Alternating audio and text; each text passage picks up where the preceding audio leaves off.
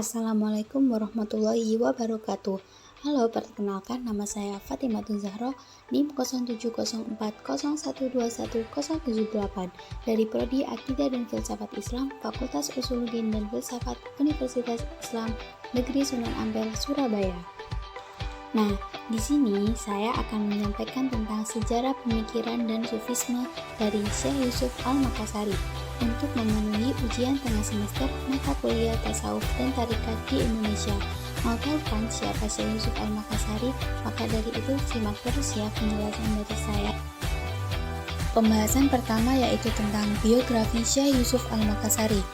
Syekh Yusuf Al-Makassari atau Syekh Yusuf Taj Al-Khalwati Al-Makassari adalah tokoh tasawuf di Makassar yang berpengaruh dan berperan dalam perkembangan dakwah Islam, dan juga dikenal sebagai pejuang dan jembatan ulama Nusantara dan Timur Tengah. Syekh Yusuf Al-Makassari lahir di Gua-Talo, Sulawesi Selatan pada tanggal 3 Juli 1627 Masehi atau 8 Syawal 1036 Hijriah.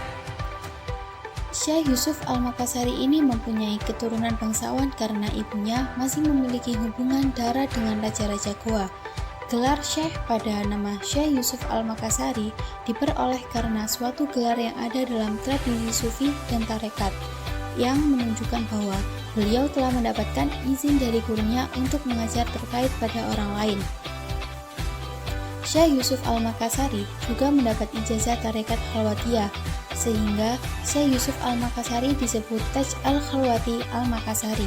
Syekh Yusuf Al-Makassari wafat pada 23 Mei 1699 di Cape Town, Afrika Selatan pada usia 73 tahun. Dan makam Syekh Yusuf Al-Makassari ini menjadi keramat dan juga dianggap sebagai tempat yang suci. Pembahasan yang kedua yaitu tentang latar belakang keilmuan dari Syekh Yusuf Al-Makassari. Awal pertama keilmuannya yaitu di Sulawesi Selatan atau tempat kelahirannya dengan belajar Al-Quran, dan beliau berguru pada Dai Ngerita Samang. Kemudian beliau belajar fikih, tauhid, tasawuf yang berguru kepada Sayyid Bi Alwi bin Abdullah Al-Allamah Al-Thohir.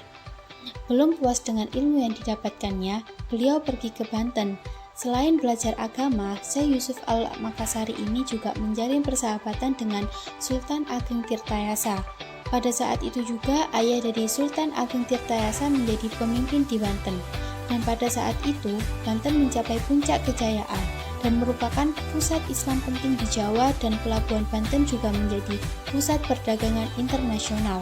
Setelah mencari ilmu di Banten, beliau mencari ilmu di Aceh dan berguru pada Syekh Nuruddin An-Raniri. Akan tetapi, Syekh Yusuf tidak bertemu dengan beliau karena pada saat waktu itu Syekh Nuruddin An-Raniri sudah pulang ke Randir, Gujarat, India.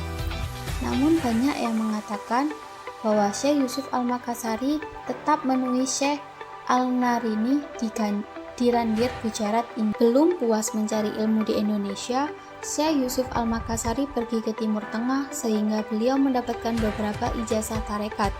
Yang pertama yaitu Yaman. Beliau berguru pada Muhammad bin Abdul Al-Baghi Al-Misjaji Al-Naksabandi dan mendapatkan ijazah tarekat Naksabandiyah. Dan yang kedua yaitu ke Zabin. Beliau mendapatkan ijazah tarekat Ba'lawiyah. Dan yang ketiga yaitu ke Mekah, Madinah dan mendapatkan ijazah tarekat Satoriyah. Dan yang keempat pergi ke Damaskus. Beliau berguru pada Syekh Abu Al-Barokat Ayyub Ibnu Ahmad Al-Khalwati dan mendapatkan ijazah tarekat Khalwatiyah.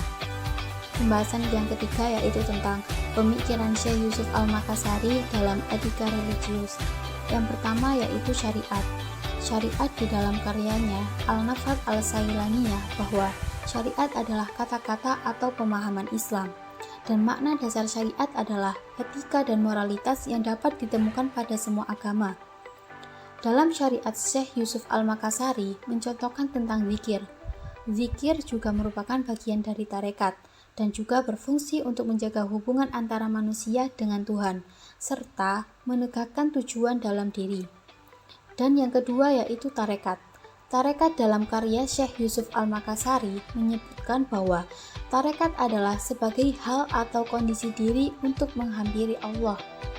Syekh Yusuf Al-Makassari mempelajari beberapa tarekat, yaitu Yang pertama, Tarekat Qadariyah yang diterima dari Syekh Nuruddin An-Nariri, dan yang kedua yaitu Tarekat Naksabandiyah yang diterima dari Syekh Abi Abdillah Abdul Baqi Billah, dan yang ketiga yaitu Tarekat As-Sa'adah Al-Ba'alawiyah yang diterima dari Sayyid Ali. Yang keempat, Tarekat Khalwatiyah yang diterima dari Abdul Barokat Ayub bin Ahmad bin Ayub Al-Khalwati. Pemikiran Syekh Yusuf Al-Makassari dalam etika yang ketiga yaitu hakikat. Hakikat adalah hati, batin, atau gnosisi, dan hakikat ini mengacu pada makna yang paling terdalam dalam praktek dan bimbingan yang dibangun dalam syariat dan tarekat. Yang keempat yaitu makrifat. Makrifat dalam karyanya Al-Nafhat Al-Sailaniyah memaknai bahwa makrifat itu sebagai rahasia atau hakikat. Makrifat juga merupakan tingkatan para nabi, rasul, dan waliullah. Pembahasan yang keempat yaitu tentang pemikiran tasawuf dari Syekh Yusuf Al-Makassari.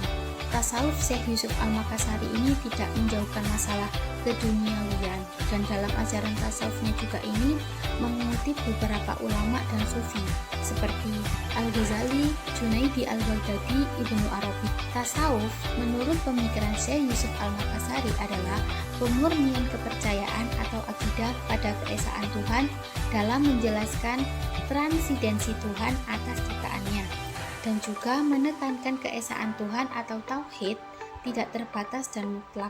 Yang menonjol tentang keesaan Tuhan dari Syekh Yusuf Al-Makassari adalah bahwa dia berusaha mendamaikan seluruh atribut atau sifat Tuhan. Materi yang kelima yaitu tentang karya-karya Syekh Yusuf Al-Makassari. Yang pertama tentang Al-Barokat Al-Sailaniyah Minal Futuhat Al-Rabbaniyah, yang mana menjelaskan tentang ajaran-ajaran etika dalam berzikir kepada Allah, tujuan dan makna zikir, macam-macam zikir, dan cara-cara berzikir. Yang kedua yaitu tentang Hidayatul Muqtadir, menjelaskan tentang prinsip-prinsip kepercayaan atau keimanan dalam Islam, utamanya tentang keimanan kepada Allah, kitab-kitabnya, malaikat-malaikatnya, nabi-nabinya, dan qada dan qadar. Yang ketiga yaitu Al-Fawaid Al-Yusufiyah fi Bayan Tahqiq Al-Sufiyah, yang menjelaskan tentang hakikat sufi, yaitu seseorang yang telah mencapai pengetahuan mendalam tentang Allah dengan melaksanakan syariat secara lahir dan batin. Selain itu juga membicarakan tentang syarat-syarat seseorang dapat mencapai derajat kewalian, yaitu dengan membersihkan hati dari segala penyakit hati dan cinta dunia. Yang keempat yaitu Hasyiah fi Kitab Al-Anbah fi I'rabi La ilaha illallah, yang menjelaskan tentang kalimat tauhid La ilaha illallah. Menurut orang-orang yang tidak meyakini keesaan Tuhan atau kafir, terdapat benda-benda lain yang dapat digunakan untuk mendekatkan diri kepada Tuhan yang paling tinggi. Yang kelima yaitu Kifiyat Al-Munji wal Istibat bi Al-Hadis Al-Qudsi, yang menerangkan tentang zikir dan etika dalam berzikir. Penjelasan tentang manfaat-manfaat dan sebab-sebab pentingnya berzikir kepada Allah. Yang keenam yaitu Matalib Salikin, yang membicarakan tiga hal penting, yaitu tauhid, makrifat, dan ibadah.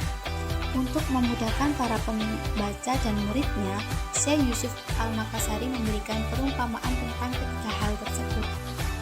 Seperti contoh yaitu sebuah pohon. Ketiganya merupakan satu kesatuan yang integratif dalam menuju Tuhan. Yang ketujuh yaitu Al-Nafhal Al-Sailaniyah. Menurut Tutsima, naskah ini merupakan ringkasan dari tulisan-tulisan Syekh Yusuf Al-Makassari yang membahas tentang kondisi seseorang saat menuju Allah, seperti fanafillah atau baqobillah, yaitu tentang keadaan leburnya jiwa seseorang salih dalam prosesnya mencapai makrifat kepada Tuhan.